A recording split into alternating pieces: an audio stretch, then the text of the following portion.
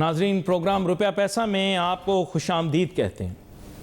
बात कुछ ऐसी है कि मैं इस बात को बार बार दोहराना पसंद तो नहीं करता, लेकिन आप जानते होंगे कि मैंने स्टॉक एक्सचेंज पर काफ़ी अरसे से बात करना बंद कर दी थी।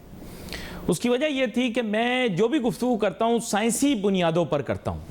लगता है, महसूस होता है, अच्छा है, प्यारा है, इस पर बात नहीं करता। सितंबर 2014 के बाद मैं विदाउट प्रिजुडिस बात कर रहा हूँ, यानी इसकी कोई कानूनी हैसियत नहीं है, लेकिन मैंने जो तहकीक की, साइंसी तौर पर देखा, सोचा, समझा, मुल्क के हालात में, सितंबर 2014 के बाद से पाकिस्तान स्टॉक मार्केट में पैसा लगाना बिल्कुल फीजिबल था ही नहीं, वायबल था ही नहीं। उसकी बहुत सारी वजूहात हैं जो मैं यक्के बाद दीगरे प्रोग्रामों में बता चुका हूँ, जिसमें से $1 की कदर में तेज़ी से इजाफा और मुल्क के अंदर मैन्युफैक्चरिंग बेस के कमज़ोर हो जाने की वजह से मुल्क का इंपोर्ट बेस्ड बन जाना है। ठीक है, पाकिस्तान की आप अपने हिसाब से कह रहे हो ना कि आपकी जीडीपी बढ़ रही है, लेकिन पाकिस्तान के अंदर कल्टीवेटेबल लैंड मैंने बड़े स्केल पे बढ़ते हुए नहीं देखा। मैंने कोई मेगा प्रोजेक्ट लगते हुए नहीं देखा।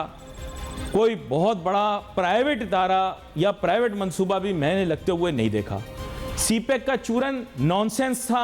सीपेक मैं कहूँगा कि एक ऐसे ही ढकोसला सा था, ड्रामा था, जिसके ज़रिए मईशत को चाबी देकर, आप पता है ना, बचपन में खिलौने से खेलता था, उसमें चाबी भरनी पड़ती थी, फिर वो यूं यूं तालियां बजाता था। आप पता है ना कौन सा खिलौना है वो? तो मैं ये सीपेक का खिलौना भी बिल्कुल इसी तरह का खिलौना है।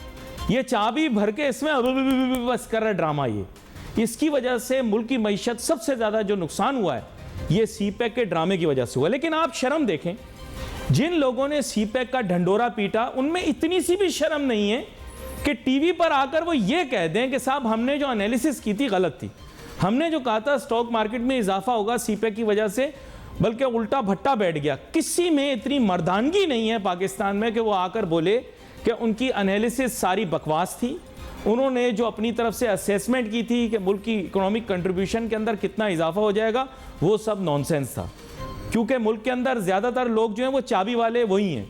कौन से, समझ गए ना आप जी? तो उनमें जुर्रत नहीं है कि वो आकर ये बात कर सकें कि हमारी एनालिसिस गलत थी, सीपेक का मंसूबा नॉनसेंस मंसूबा था, सीपेक की सड़क कहीं जा ही नहीं रही। नाजरीन, मैं आपको ये चीज़ बता रहा हूँ कि ये जो सड़क आप चाइना में छोड़ रहे हो ना, ये छोड़ू तो आप हो ही, तो ये जो सीपेक में आप चाइना में जो सड़क छोड़ रहे हो, कहाँ जा रही है? अच्छा बताओ कहाँ जा रही है, बताओ मुझे कहाँ जा रही है? ये एक शहर है उरुमची, जो आज से सैकड़ों साल पहले बड़ा अहम शहर होता था, लेकिन अब नहीं है। अब ये एक रेगिस्तान में है, चीन का रेगिस्तान जो सिंकियांग कहलाता है। ये हिस्सा भी चीन का पहले नहीं था, ये पहले चीन का हिस्सा नहीं था। वेस्टर्न चाइना ज्यादातर मुसलमान रियासतों के हिस्से थे। चाचा, ये ऐसे ही मुसलमान नहीं है ये लोग वेस्टर्न चाइना वाले।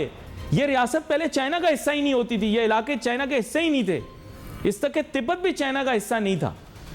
ये सब फर्क रियासतें थी, को किसी रियासत के साथ थी, को किसी रियासत के साथ थी, मुसलमानों की हुक्मरानी में थी। नहीं समझ में आया? तुम लोगों को समझ कुछ नहीं आएगा, बस चाबी भरने की देर है आप लोगों में। बात यह है कि मैं अब इसकी गहराई में नहीं जाना चाहता यार। सीधी बात यह है कि ये स्टॉक एक्सचेंज के अंदर सारे रिटर्न जो है नेगेटिव निकले। कैपिटल जो क्या कहते हैं, मार्केट कैपिटलाइजेशन नेगेटिव। लोग तबाह बर्बाद हो गए लेकिन उनको पता ही नहीं लगा। खैर एनीवे, इस चीज़ को छोड़ो, सबको मेरी तो यही द्योमालाई कहानियाँ होंगी, या आपकी द्योमालाई होंगी या मेरी होंगी। यहाँ पर स्टॉक एक्सचेंज के मौजू के एक्सपर्ट जनाब फरीद आलम साहब भी हमारे साथ शामिल गुफ्तगू होंगे, इसी कारोबार वाबस्ता भी हैं और एक सीजन प्रोफेशनल है। वेलकम करूंगा सर आपको शो में। जी थैंक यू वेरी मच जी, शुक्रिया सर। तो इसकी मैं पढ़ा दूं या आप पढ़ा देंगे स्टॉक एक्सचेंज की, जो पहल करना चाहें? नहीं, आप यू आर एट लिबर्टी। नहीं सर, देखिए अब तो दाने पड़ने की देर है। बात यह है कि आप ही के स्टॉक मार्केट के एक बहुत ही वोकल शख्सियत हैं, जो कहा करते थे कि हम पाकिस्तान के सबसे बड़े चैनल के ऊपर सबसे बड़े बड़े बिजनेस प्रोग्रामों के अंदर चीख के बोलते थे। अब उन्होंने ट्विटर में ट्वीट किया कि अब मार्केट की जो कैपिटलाइजेशन थी, अगर वो 100 थी तो अब वो 25 से कम या 25 के आसपास रह गई है, जिसके माने ये है कि dollar invested in market before और in 2017 is now worth around 25 cents, may be even lesser. तो सर आप बता देना कौन फॉरेन इन्वेस्टर पाकिस्तान में आएगा, किसको फायदा हुआ, कौन से मल्टीपल्स हैं, कौन से अच्छे रिटर्न्स आ रहे हैं, मैं समझना चाहता हूं जी। राइट, पहले शुरू कर लेते हैं 2 मिनट सी पैक से, फिर आगे चलेंगे। जी जी। सी पैक उस वक्त भी रियलिटी थी जब ये अपने अरूज पे था, और आज भी जब ये थोड़ा सा दोबारा रिवाइव होने की कोशिश हो रहा है। तो जिन मुल्कों के पास, और पाकिस्तान अकेला मुल्क नहीं है सी पैक में जो हिस्सा डाल रहा है और इसका फायदा उठाना चाह रहा है, जो डेवलपिंग कंट्रीज जिनके पास इंफ्रास्ट्रक्चर में इन्वेस्टमेंट करने के लिए पैसे नहीं हैं, उनको सी पैक के मंसूबे के अंदर आना उनके लिए फायदेमंद है। इंफ्रास्ट्रक्चर की इन्वेस्टमेंट का रिटर्न बहुत जल्दी नहीं, 5, 4, 10 सालों में आता है। ये अगर आप रोड रेल तो आज तक आ नहीं सकी, IPPs आए, सोलर आए, वो इतने कोई काबिल जिक्र नहीं आ सके क्योंकि हम लोग आज अपना होमवर्क हमने नहीं किया हुआ था। और सी पैक पे चाइना ने पाकिस्तान के ऊपर और पाकिस्तानियों के ऊपर बहुत मेहनत की हुई है फॉर ईयर्स। सो एक तो हम आज तक एक पेज पे नहीं आ सके, आपने आज सी पैक को थोड़ा सा बिल्कुल ही रद्दी में करीब डालने की कोशिश की। I think CPEC reality है, आएगा, दोबारा ठीक होगा। हम इससे कितना फायदा ले सकेंगे, कोई एक इसका ओनर हो, वो तो बार बार सी पैक के जो पाकिस्तान के रिप्रेजेंटेटिव हैं वो चेंज हो जाते हैं। बट आई थिंक कोई एज अ पाकिस्तानी हमें इसके ऊपर, मैं ये नहीं कहूँगा कि सी पैक अथॉरिटी का चेयरमैन ही डिफेंड करे इसको आके, लेकिन मेरा ख्याल है सी पैक के अंदर पाकिस्तान ने तरक्की की है। वो GDP में अगर रिफ्लेक्ट नहीं हो रही है, उसका बेनिफिट हमें नजर नहीं आ रहा, तो अलग बात है। फरीद आलम साहब, बात असल में ये है कि आप इतने नफीस और इतने संजीदा और मुतवाज़िन अंदाज से समझाते हैं ना, आपके साथ बहस करने का दिल ही नहीं करता। लेकिन सर बात क्या है कि सरमायाकारों का ना सरमाया डूब गया है। लोगों की बेटियों का जहेज़ जो है वो अगर आग लगा देते तो शायद ज़्यादा बच जाता। स्टॉक में लगाने से उनका हाल जो है वो शायद उससे थोड़ा सा ज़्यादा बुरा हुआ है। कुछ लोग ऐसे थे जिन्होंने पेंशनरों के भी पैसे लगवा दिए। अब वो बात ये है ना कि वो इस तरह की बातों में आ नहीं रहे। वो सब लोग कह रहे हैं कि साहब हमारा पैसा जो है वो डूबा गया है, और कितने ही अरसे से, जब से ये पाक चीन दोस्ती के चक्कर में चीनों को बुलाया था, तो उसके बाद भी स्टॉक एक्सचेंज में ग्रोथ कोई नहीं देखी। वो मतलब बातें मान नहीं रहे। मैं तो आपकी बात मान जाता हूँ, आपको पता है मैं तो आपसे बहुत मुतासिर हूँ आपकी शख्सियत से। सज्जाद अली का बड़ा प्यारा गाना था, हमारी जवानी तक तो चला, अभी भी चल रहा है। अच्छा। मैं डूब रहा हूँ, अभी डूबा तो नहीं। अच्छा। तो आप भी मेरा ज़हन बेबिया की तरफ चला गया। अभी बात यह है कि पाकिस्तान की इकोनॉमी, पाकिस्तान की स्टॉक मार्केट, ये इसको डिफेंड करना मेरा, आपका और हर पाकिस्तानी का ही काम है। कोई अंग्रेज आके पाकिस्तान की इकोनॉमी को डिफेंड नहीं करेगा, ना स्टॉक मार्केट को करेगा। तो मेरे सोशल मीडिया पे 99 ग्रुप में लोग मुझे ऐड करके रखते हैं। मैं खैर इतना टाइम नहीं लगा पाता, बट मुझे हमेशा तलाश रहती है कोई ऐसा बंदा हो जो मुझे एक छोटी सी पॉजिटिव बताए। 49 नेगेटिव बताने वालों को लोग सर आंखों पे बिठाते हैं, चाहे वो एंकर्स हो, चाहे वो हमारे सोशल मीडिया के ग्रुप्स हो। लेकिन आई अंडरस्टैंड कि for the couple of months and years कोई खास पाकिस्तान में अच्छी बात नहीं हो रही, but that does not mean कि आप भी दूसरे लोगों की तरह मिलके पाकिस्तान और पाकिस्तानी मार्केट के और पाकिस्तान की इकोनॉमी में खराबियां तलाश करना शुरू करें। पॉलिटिशियंस में खराबियों को इतना ज्यादा ना बढ़ाएं कि हम लोग अपने मुल्क के ही खिलाफ होते चले जाएं। देखें, ये आपने बड़ी गहरी बात कर दी है। आपका कहने का मतलब ये है कि इस मुल्क के अंदर एक ख़ास पार्टी के जो सपोर्टर्स हैं वो ज़्यादा सोशल मीडिया के ऊपर ये कह रहे हैं कि नैया डूब गई, मुल्क ख़त्म हो गया, मुल्क खुलांच हो गया, दिवालिया हो गया। कहीं आपका इशारा उन लोगों की तरफ तो नहीं है जो अपने सियासी लीडर के साथ मोहब्बत में अब ये कह रहे हैं कि ये अब और नहीं चलेगा, बचेगा नहीं। ये मैं तो नहीं कह रहा, वो लोग कह रहे हैं, सोशल मीडिया पे प्रोपेगेंडा कर रहे हैं। आपको पता होगा इस बात का।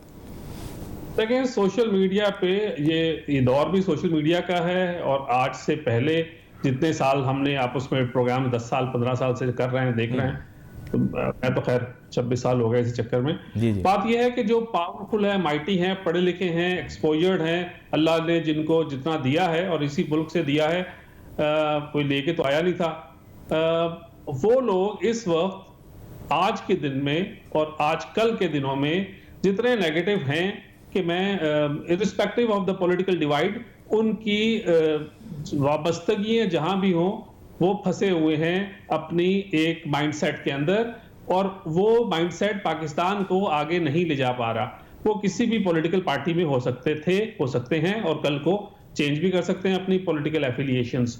बट सबसे पहले पाकिस्तान वाला जो कॉन्सेप्ट है, जिसको लोग बड़ा मजाक उड़ाया करते थे, वो दोबारा से सामने आता है मेरे, कि सबसे पहले पाकिस्तान अगर हो जाए, उसके बाद पॉलिटिकल एफिलिएशंस हों, तो हमारे लिए और आपके लिए और हमारी आने वाली नस्लों के लिए थोड़ी आसानी है।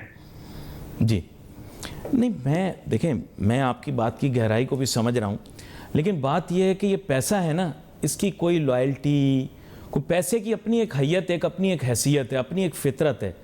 और मैं इस शोबे का तालिब इल्म होने के नाते एक चीज़ आपको बता सकता हूँ कि इसकी लॉयल्टी सिर्फ़ और सिर्फ मुनाफे से। और फाइनेंस की किताब ये कहती है कि डेप्रिशिएटिंग करेंसी के मुल्क के अंदर कभी लोग पैसे नहीं लगाएंगे। बिग 5 की अगर आप मूवमेंट देखें, हमारे उस्ताद ने हमें कहा कि बेटा बैडमिंटन खेलते हुए एक चीज़ को याद रखना, वो भी सट्टेबाज थे और वो क्लब के अंदर बैडमिंटन खेलते थे। क्लब का नाम नहीं बताऊंगा वरना आपको पता लग जाएगा बंदा कौन है। तो वो मुझे कहने लगे watch the player, watch the player. मैंने कहा सर इसका क्या मतलब है? कह रहे हैं कि देखो बिग 5 अपना पैसा स्टॉक से निकाल के रियल एस्टेट और कंस्ट्रक्शन में लगा चुके हैं, वो तुम्हें कहें स्टॉक मार्केट में लगाओ, तुम मानोगे? मैंने कहा सर मुझे नहीं पता। तो मेरे कंधे पे हाथ रख के मुझे कहते हैं watch the player my son, watch the player. तो मैं समझ गया कि पैसा जहां जहां मुंतकिल हो रहा है हमें उसके साथ साथ चलना है। तो स्टॉक में अट्रैक्शन नहीं रही ना सर, किसी ने भी पैसा स्टॉक में नहीं रखा। आप मानो नहीं मानो? नहीं, मैं मान रहा हूं, आपके सामने रिजल्ट है। इस वक्त क्या पिछले 2, 2.5, 3 सालों में पाकिस्तान में लोगों ने स्टॉक से पैसा निकाल के, और अब आप खुद सोचें कि जिसको अपने पैसे को प्रोटेक्ट करना है वो फिक्स्ड इनकम में जाएगा, जिसपे आप रेंट सीकिंग मॉडल देख लें, और जो गवर्नमेंट ऑफ पाकिस्तान उसको खुशी से दे रही है, अगर ट्रेजरी बिल के अंदर 18%, तो उसके लिए बड़ी कंपेलिंग किस्म की वैल्यूएशन हो किसी कंपनी में वो वापस आए। लेकिन ये हमने बहुत दफा देखा था जिंदगी में, इस दफा थोड़ा स्पेल लंबा हो गया है। अदरवाइज पूरी दुनिया में, और जरूरी नहीं कि डेवलप्ड कंट्री से अपने आप को कंपेयर करें, जहां इन्फ्लेशन होती है, हाइपर इन्फ्लेशन होती है, जहां इंटरेस्ट रेट्स बढ़ते हैं, वहां भी मार्केटें चलती हैं। ये नहीं है कि मार्केट हमारी तरह से 3.5 के मल्टीपल पे आ जाए, वॉल्यूम्स ड्राई हो जाएं, लोग आए ना। तो अगर ये बात इस जो हम सब देख रहे हैं उसको मैं डिनाई नहीं कर सकता। आपने खुद ही कहा कि $100 बिलियन से $25 बिलियन पे आ गई, हमें कोई डिनाइल नहीं है इससे। लेकिन इस बात को भी समझना है कि ये हमारे लिए पहली दफा नहीं हुआ, ये बहुत दफा हो चुका है। 20% पे जब मैं ट्रेजरर था तो हमने ट्रेड किया है। अब हमारे यहाँ सिर्फ तो नहीं कहना चाहिए, of the many things that are helping the pessimism to grow and glow is the mindset we Pakistanis are finding ourselves into. जनाब फरीद आलम साहब हमारे साथ मौजूद हैं और बड़ी अहम गुफ्तगू हो रही है स्टॉक मार्केट के मुतालिक। ज़ाहिर बात है मेरी अपनी आरा होती हैं और मैं उन्हें अपने तई समझता हूँ कि मैं हकीकत पसंद आना हूँ, लेकिन ज़ाहिर बात है मेजॉरिटी हमारे नाजरीन ऐसे सोचते होंगे कि मैं मनफी सोच का मालिक हूँ। ये हक है सबका। और फरीद आलम साहब भी जो बात कर रहे हैं ज़ाहिर बात है सही बात कर रहे हैं कि अगर हमें मस्बत अपनी मार्केट के बारे में बताना है तो हमारे ऊपर ही जिम्मेदारी है कि हम बताएं। लेकिन बात यह कि सर हमारे ऊपर ये जिम्मेदारी ज़रूर है, लेकिन हाई नेटवर्थ जितने लोग हैं पाकिस्तान के उनको वॉच करना बहुत ज़्यादा ज़रूरी है। ये जो मैं बार बार 2014 का जिक्र करता हूँ, ये 2014 के अवाइल में ही हमने देखा कि मूवमेंट शुरू हो गई। आहिस्ता आहिस्ता पैसा स्टॉक मार्केट से निकलना शुरू हुआ और निकल के आहिस्ता आहिस्ता जूं ये इंडिया मिल गया कि अब ये आपका म्यूचुअलाइजेशन ड्यू म्यूचुअलाइजेशन का फड्डा होगा, तो लोगों ने अपना पैसा निकाल के इधर विधर रखना शुरू कर दिया। फिर जो ही ये लोग इन्हें कहते हैं mafia, land mafia, property mafia, builder mafia, इनकी तरफ आहिस्ता आहिस्ता पैसे जाना शुरू हो गए, क्योंकि ये बगैर नोटू के तो ये चल नहीं सकता ये माफिया। तो नोटू कहाँ थे सारे? वो या कैपिटल मार्केट में थे या बैंक की तरफ थे। अब ज़ाहिर बात बैंक की फाइनेंस तो आ नहीं सकती थी, यहाँ से नोटू निकला। फिर हमने आहिस्ता आहिस्ता देखा कि जैसे इन्होंने स्टॉक मार्केट को छोड़ दिया। एक लड़का होता है ना सर कॉलेज में जो हर सेमेस्टर में नई लड़की के साथ होता है, इसी तरह सरमायाकार होता है ना सर, वो हर वक्त नए एवेन्यू ऑफ इन्वेस्टमेंट के साथ होता है। इन्होंने स्टॉक को बाय 2017 डंप कर दिया, चाइनीज़ के हाथ में दे दिया और फिर बोला कि जनाब चाइनीज़ क्रॉस पोस्टिंग करें, ये वो। सॉरी थोड़ी लंबी तमहीद बांध रहा हूँ, वक्त है मेरे पास इसीलिए आपसे सवाल करना चाह रहा हूँ। दूसरी चीज़ ये कि हमने देखा फिर आहिस्ता आहिस्ता 2019 के बाद से 20 के बाद से जब ये पेंडेमिक आया तो लोगों ने आहिस्ता आहिस्ता पैसा स्टॉक मार्केट से जब निकाल लिया था, अब उसका एवेन्यू बदलना शुरू किया, क्योंकि उनको पता ये लग गया कि अब रियल एस्टेट का भी इतना कोई मुस्तकबिल नहीं, तो उन्होंने फौरन रियल एस्टेट खरीदी। हमारे लोग पाकिस्तान में नहीं जानते, लेकिन बहुत सारे लोग तुर्किया भी चले गए, तुर्किया में भी जाके नोटू लगाए। वो अलहदा बात है कि उनका डॉलर वहाँ बहुत उनको नुकसान हुआ, तबाही हुई, लेकिन उन्होंने शहरियत के लिए तुर्किया भी चले गए थे। फिर उसके बाद क्योंकि हम लोग, जैसे मैंने बोला कि हर वक्त नई लड़की के साथ होते हैं, नए एवेन्यू के साथ होते हैं, तो अब इन्होंने आहिस्ता आहिस्ता पैसा निकाल के डॉलर में लगाना शुरू कर दिया था। सबको पता था, लेकिन सब अंधे बने हुए थे। सबको पता था कि हाई नेटवर्थ अपना पैसा निकाल रही है, स्टॉक से निकाल रही है और डॉलर में डाल रही है। और फिर जब डॉलर पे चेक्स एंड बैलेंसेस आना शुरू हुए तो इन्होंने गोल्ड खरीदना शुरू किया। तो सर मैं आपको यह बता दूं कि हाई नेटवर्थ की आदतें थोड़ी सट्टेबाजों जैसी हैं, यह कोई जेन्युइन इन्वेस्टर नहीं है, इसीलिए आपकी मार्केट को नुकसान हुआ। तो यह हमारा कसूर थोड़ी है सर कि सट्टेबाज हो गए इकट्ठे और उन्होंने पाकिस्तान की मार्केटें बिठा दी। जी मुबैना तो आप बात कर रहे हैं काफी हद तक बिल्कुल आप हकीकत के करीब करीब हैं, लेकिन आप बता रहे हैं इफेक्ट, कॉज जो हुआ वो क्या है ना मुझे पता है ना आपको पता है, लेकिन हाँ इफेक्ट यही हुआ है कि लोगों ने मार्केट का रुख कम किया हुआ है ओवर द इयर्स। वो भी आपकी बात ठीक है। जो अब आ जाएं अगर यहाँ से ऑनवर्ड और यहाँ से पहले की तरफ जाएं, तो पाकिस्तान में corporate profitability with all the negatives that are in dozens, we can start discussing negatives। वो हमारे नाजरीन को पहले ही बहुत सारी पता होती हैं, लेकिन आप इस वाले we can't deny the fact कि इस वक्त इन सारे गैर मसाइद हालात के बावजूद कॉर्पोरेट प्रॉफिटेबिलिटी बहुत सारे सेक्टरों में, मैं आपको सिर्फ चले फर्टिलाइजर छोड़ दें क्योंकि उसके अंदर थोड़ी मोनोपोली टाइप है, सीमेंट सेक्टर देख लें विच इज आइडियल। मैं पिछले 20 साल से सीमेंट सेक्टर जो प्राइवेटाइज हुआ उसकी एफिशिएंसीज को, उनके the way the cement plants manufacturers have conducted themselves, उसको मैं हमेशा से अपने लिए और अपने जब यंगस्टर्स को बताता हूं, तो वो आज के हालात में भी सीमेंट सेक्टर ने अपने आप को प्रॉफिटेबल रखा हुआ है। ऑटो नंबर्स भी हालांकि इंटरेस्ट रेट बहुत हाई है व्हाटएवर, लेकिन उसकी भी सेल्स रुकी नहीं है। अच्छा, दूसरी बात यह कि स्पॉन्सर जो है वो मेरे और आपसे बेहतर जानता है अपने कारोबार को। तो कॉर्पोरेट्स में टेक्सटाइलों में आप देखें, although a handful of companies हैं टेक्सटाइल में, but they are also being represented at the stock exchange. उनकी अर्निंग्स देख लें पिछले 20, 21 और 22 की, लेकिन अब कल एक बहुत बड़ी ग्रुप कंपनी का, एक बहुत बड़े कंग्लोमरेट का रिजल्ट आया और क्या शानदार रिजल्ट आया। अब ये अलग बात है कि रिजल्ट बहुत तगड़ा था, अर्निंग पर शेयर बहुत तगड़ी थी, लेकिन ₹1 डिविडेंड नहीं दिया उसने। तो ये सारी कंपनी है कि लॉन्ग टर्म वालों को तो शायद फायदा देते ही हो, मुझे और आपको इस डिविडेंड को प्लो बैक करना और रियल मालकान के साथ जो कि छोटे सरमायाकार हैं शेयर ना करना खतरनाक काम है। बट मैं आपको आखिरी पॉइंट ये नहीं, मेरी आपको सजेशन है कि हिंडनबर्ग वालों को बोलें जरा पाकिस्तान की मार्केट पे भी कोई रिपोर्ट निकाल दें। बेचारे अदानी के ऊपर तो निकाल दी, एक मार्केट पे हमारे निकालें, पता नहीं इस हमाम में कितने सारे लोग बेलिबास हो जाएंगे। देखिए वो बेचारा तो नहीं है, अडानी भी, उसने भी हिस्ट्री बनाई थी अपनी, और every dog has his day. उसने जो कुछ किया था उसका कोई ना कोई तो आना था। बट वापस आते हुए अब मैं सिर्फ अपने आऊं स्पॉन्सर्स की तरफ। मुझे अभी भी लगता है कि थोड़ा मैक्रो इकोनॉमिक चीजें इन प्लेस होना शुरू होंगी और इंशाल्लाह होंगी देर सवेर। इस दफा देर हो गई, देर सवेर नहीं हो रही। बट जैसे IMF का ये प्रोग्राम मोस्ट अवेटेड आता है, इसके बाद मल्टीलैटरल्स की इनफ्लोज और हमारे ब्रदरली और सिस्टरली कंट्रीज के पैसे। एक बादामियाना सवाल है आपसे, एक बादामियाना सवाल है आपसे। वो मेरा ये है कि ये जो फुफो इंटरनेशनल एयरलाइन है हमारी PIA, यही है ना, इसको प्राइवेटाइज आप स्टॉक मार्केट से करते। पाकिस्तान स्टील मिल है, इसकी अगर जमीनों की कीमत और वैल्यूएशंस और इस पे फड्डा है तो आप स्टॉक मार्केट के जरिए आवाम को शेयर बेच दो। पहले भी तो नेशनल बैंक का भी तो बेचा ना शेयर, लोगों को सब्सक्राइब करने दो। अब जो लोग कहते हैं अच्छा नहीं होगा, पूरा नहीं बिकेगा, भाई अंडरराइटर किस लिए बैठा हुआ है? आप बोल रहे हैं रिटर्न अच्छे हैं तो अंडरराइटर मिल जाएगा आपको। इस आजकल की दुनिया में रुपए कम पे मिल जाएगा, ₹2 कम पे मिल जाएगा। तो ये जितनी आपकी कंपनियां हैं इन सबको आप बेचो ना। क्या बेटर प्राइस, कौन सी बेटर प्राइस, क्या बेटर प्राइस मिली? सब तो डूब गया। आप मुझे बताएं, स्टॉक में बेच देते, क्या कहते हैं आप? जी, इसीलिए मैं वो जो शौकत अजीज और वो वाला पीरियड याद करता हूँ।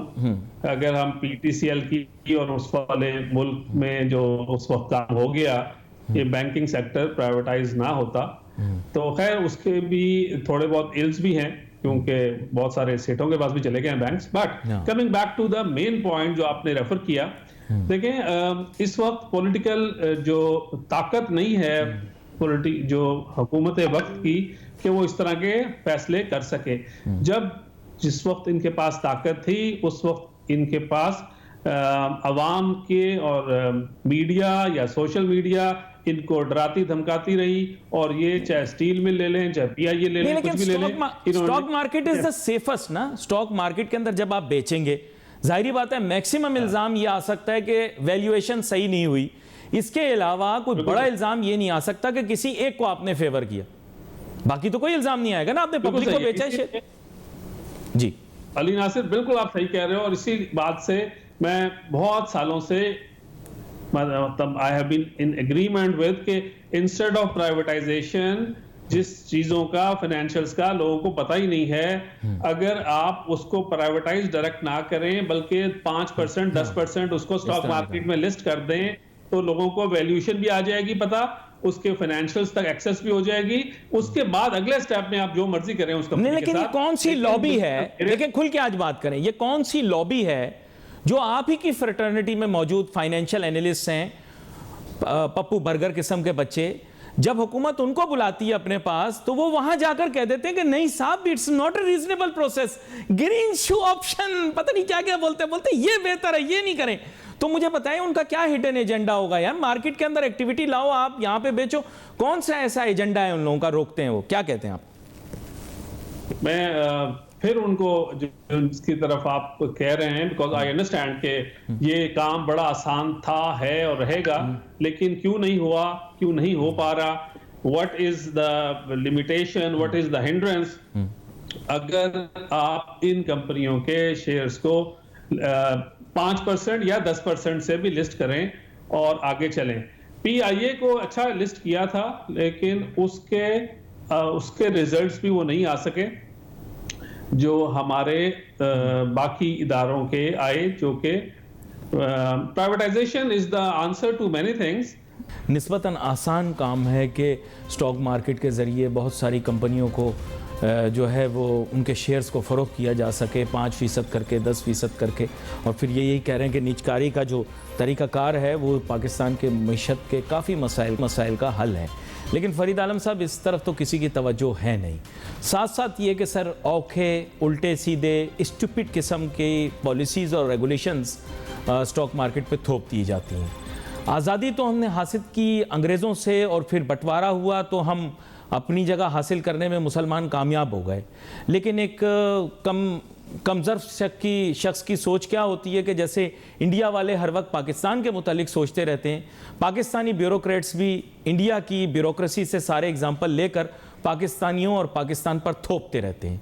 शर्मनाक बात यह है कि इंडिया के अंदर अगर कोई जाकर कुएं में कूदता है, तो फिर पाकिस्तान में हमें उसके नक्शे कदम पर जाकर कुएं में कूदना ज़रूरी है। बोनस शेयर के ऊपर टैक्स लागू करना, इस तरह की एक हरकत आपके सामने मौजूद है। इस तरह की बेशुमार हरकतें हैं जो कि हमारे सरकारी अफसरों को, क्योंकि आज तक कोई स्टॉक शेयर तो खरीदा नहीं, आप लोग ऐसे ही दे देते हैं नहीं आप समझ तो गए होंगे, सॉरी गलत निकल गया मुंह से, तो लोग ऐसे ही दे देते हैं, तो उनको पता नहीं होता कि कमाना किस तरह से होता है। तो बात यह कि मसला ये है, इसको गलत ना समझिएगा, मतलब तनख्वाह मिलती है ना उनको हर महीने, तो उन बेचारों को पता नहीं होता कि पैसा किस तरह से कमाया जाता है, मेहनत किस तरह से की जाती है। तो बात यह कि इन रेगुलेशंस की वजह से भी स्टॉक मार्केट बड़ी बर्बाद हुई है। थर्ड क्लास किस्म की टैक्सेशन पॉलिसी, रेगुलेशंस के अंदर कोई ख़ास इंप्रूवमेंट का ना आना, डीरेगुलेशन और म्यूचुअलाइजेशन, डीम्यूचुअलाइजेशन के चक्कर में पड़ के कोई मार्केट में कोई ख़ास रिफॉर्म भी हमने नहीं देखा।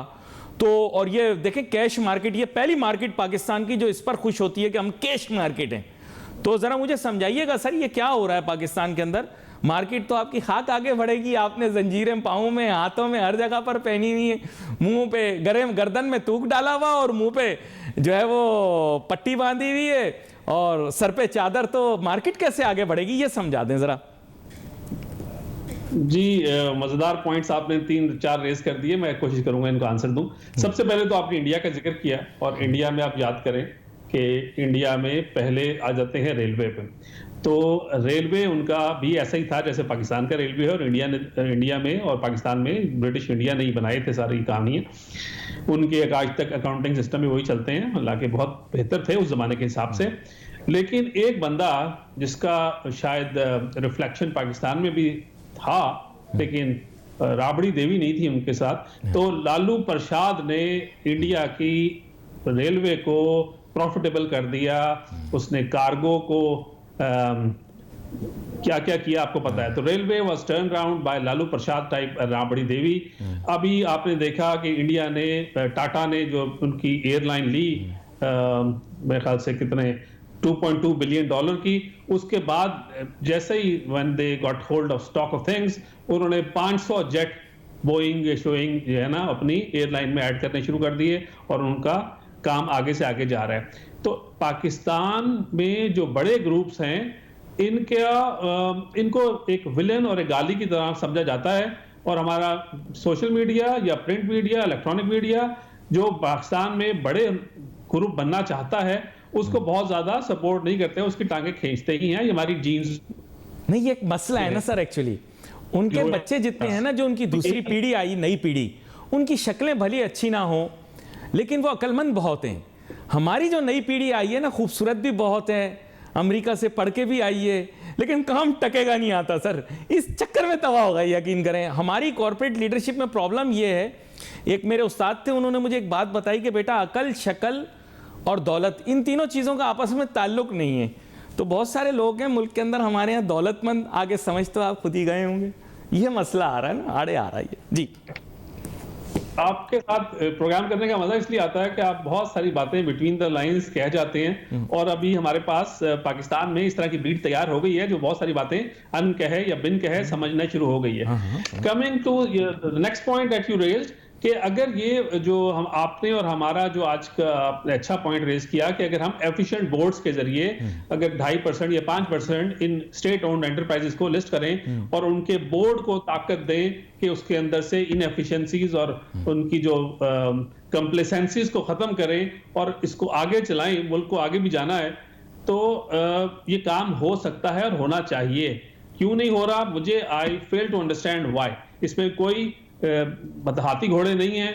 जो पब्लिक सेक्टर के अंदर स्टार्ट करें फ्रॉम द लोएस्ट, कि उसके बोर्ड चेंज करें, उसमें कोई अच्छे लोग लेके आए, समझदार लाएं, अपने रिश्तेदार ना भरें, तो ये काम आगे बढ़ना शुरू हो जाएगा। लेकिन ये जो पीडीएमए टाइप है, या जो सारी सियासी ये पॉलिटिकल एक्सीजेंसीज हैं, उसमें 2 बंदे एक के आएंगे, 2 एक पार्टी के आएंगे, 3 एक के आएंगे, तो पाकिस्तान में मसला पड़ेगा। उसका हल ये है कि आईएमएफ के कंधे पे रख के बंदूक चलाएं और कहें कि आईएमएफ, और आईएमएफ भी कह रहा है, ये नहीं हो रहा कि आईएमएफ भी खामोश बैठा है, वो भी सब देख रहा है। तो आई थिंक ये जो रिफॉर्म्स हैं, ये जो सख्त फैसले हैं, अगर ये पॉलिटिकल पार्टीज, पॉलिटिशियंस नहीं कर पा रहे हैं बिकॉज ऑफ इनके सर पे इलेक्शन की तलवार लटकी है या बहुत करीब है, तो ये आईएमएफ के चक्कर में ये काम इनको करना पड़ेगा। कमिंग बैक टू के जो हमारे जो अच्छे वक्तों में 900 मिलियन या 950 मिलियन शेयर्स डेली ट्रेड होते थे, उसके अंदर ये जो आपने कहा ना कि कैश की मार्केट हो गई और हम बड़े खुश हैं कि T+2 और UIN और पता नहीं क्या क्या हमने अपने आप को ग्रुप ऑफ सेटलमेंट टाइम पे करते हैं। तो उसका हमें जिस जमाने में 5 दिन ट्रेडिंग होती थी और वो नेट होके सेटल होता था, उस जमाने के वॉल्यूम्स देख लें, उस जमाने की वैल्यूएशन देख लें।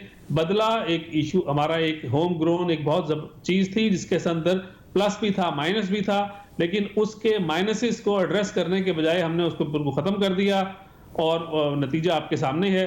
दूसरा ये हुआ कि स्टॉक एक्सचेंज के अंदर जो बातें होती थी, आई एम श्योर कि कुछ ना कुछ गलत भी हो जाता होगा एट द बोर्ड लेवल, लेकिन शाम को जो भी लड़ाई झगड़ा था वो सेटल होके आगे जाया करता था। जब से बहुत ज्यादा प्रोफेशनल लोग आ गए हैं स्टॉक मार्केट में या बाकी जगहों पे, तो थोड़ा स्किन इन द गेम कम जरूर हुई है। नहीं, लेकिन मुझे एक चीज आप सच से बताओ, वो कनाडा वाला जो बुलाया था आपने, वो कहाँ है आजकल?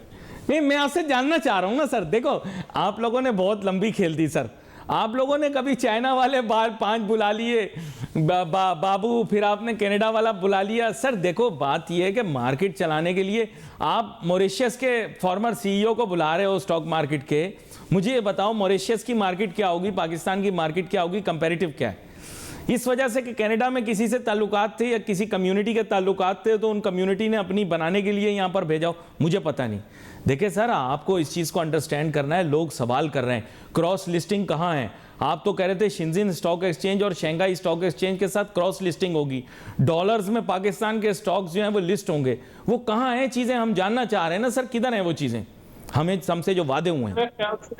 आपका पॉइंट और आपका तवज्जो दिलाओ नोटिस बहुत मुनासिब है कि हमें स्टॉक मार्केट को, आपने जो बहुत सारी डीम्यूचुअलाइजेशन और ये सेशन वगैरह कर रहे थे, तो आपने एक इंटीग्रेशन को छोड़ दिया। तो जब जमाने में लाहौर, इस्लामाबाद, कराची स्टॉक एक्सचेंज थे और वो इंटीग्रेशन हुई, उसके बाद डीम्यूचुअलाइजेशन, सारी कहानी जो हुई, उसका बेनिफिट अभी लोगों को नजर आना या अभी तक नहीं हो सका। क्या एफिशिएंसीज लेके आए हैं ये लोग, अभी तक मेरे ख्याल से अभी कोई नजर आना शुरू नहीं हुई। और इट्स अबाउट टाइम। ये तो अब इतना टाइम हो चुका है कि हमने जो ये सारा एफर्ट की, इसका इम्पैक्ट। जी जी जी जी, आप अपनी बात जारी रखें। मेरे इस ख्याल वक्त तो looking back at the decision, आज के दिन पे if we take today as a cut off date, तो ये थोड़ा इशू है जो हमने यस्टरडे ईयर्स में फैसले किए। उसका हमें जो होता है ना, अब आप कोई भी किताब पढ़ें, अपने बच्चों की किताब पढ़ें, तो उस पर लिखा होगा after reading the chapter you will be in a position to know इतना इतना इतना। तो हमने जब ये फैसला किया, उस वक्त इंटेंडेड हमारा मकसद जो था, अगर वो हल नहीं हुआ तो वो बंदा आके सॉरी करेगा, यार सॉरी, मेरा मकसद तो ये था, या हमारा या नहीं फरीद साहब, जिसने मार्केट ली है ना, उसका जो मकसद था उसने पूरा कर लिया, क्योंकि वो तो यहाँ पे नहीं है, आप भी जानते हैं। और वो अब मैं क्या क्या बताऊं सर, दूल्हा भी भाग गया था, आपको याद होगा, घोड़ी अकेली आ गई थी यहाँ पर, फिर लोगों ने बोला फ्लाइट डिले हो गई, फिर दूल्हे को फोन करके बुलाया उस आदमी ने कि आ जाओ दूल्हे मियाँ आ जाओ। सर मुझे याद है आज भी कि जिस दिन आप लोग तैयार खड़े थे हार लेके कि चीने आ रहे, चीनों की फ्लाइट डिले हो गई, फिर दूल्हा भाग गया, घोड़ी आ गई, फिर हमने कहा घोड़ी पे दूल्हा कहाँ है, फिर उसको बुलाया। सर जिसने मंगाया उसने अपना फायदा पूरा लिया। क्या कहते हैं आप, पोशीदा बंदे का नाम बता दें। अच्छा, ये वाली जो चीज है, इससे ज्यादा मैं आपको तवज्जो दिलाऊं, एक टेलीकॉम कंपनी के अंदर जिसमें यही सब कुछ हुआ था कि वो रिश्ता करके भाग रहा था बंदा, तो उसको बड़ों ने पकड़ के बांध दिया था कि नहीं तुम्हारे साथ ही ये दुल्हन जाएगी। उसका जो भी, क्योंकि आपको पता है कि फर्स्ट और सेकंड बिड के अंदर फर्क कितना था, तो ये उस वक्त के बातें, अगर खुदा ना खास्ता उस वक्त पीटीसीएल भी हमारे हाथ में रह जाता, तो आपके ख्याल में इस वक्त जो हमारी हालत है, जो हमारे स्टेट एंटरप्राइजेस लॉस कर रही हैं और जो अनरेस्ट होता, तो वो आपके सामने होता। बट आई थिंक इशारों में आप भी सब कुछ बता रहे हैं, इशारों में आप भी सब कुछ बता रहे हैं, लेकिन बंदे का नाम नहीं बताया, बाकी सब बता दिया। एक यहाँ पर वक्त खत्म हो गया सर, सारे राज अगर आज बता देंगे फिर आगे लोग रोकेंगे ही नहीं। इसलिए आगे आने वाले दिनों के अंदर भी आपसे और चीजें पूछेंगे, बताएंगे, और दबे दबे अल्फाज के अंदर आवाम को बहुत सारी चीजें बताएंगे। लेकिन अब स्टॉक मार्केट बेचारी का जो हाल हुआ है, इसके बाद लोग स्टॉक का पूछते ही नहीं। अजीब सा हाल है, अजीब हालात है। यहाँ पर नाजरीन प्रोग्राम का वक्त खत्म हुआ। चाहता है अली नासिर हमारी टीम को इजाज़त दीजिए। अल्लाह हाफ़िज़।